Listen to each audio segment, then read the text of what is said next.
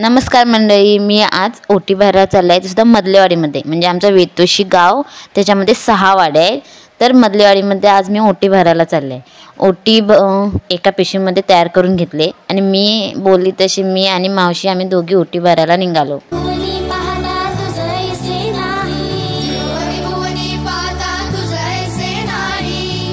मधलेवाडीमध्ये जायला ना चालत जायला 15-20 मिनिटं तरी लागतात आणि जर गाडीने गेला तर 10 मिनिटं लागतात।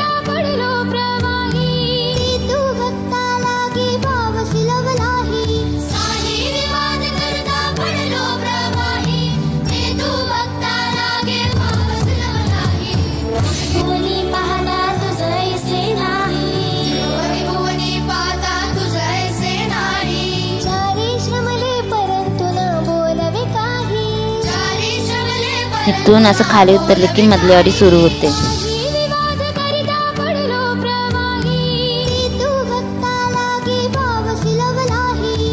आता समोरच देवीचं दर्शन होईल।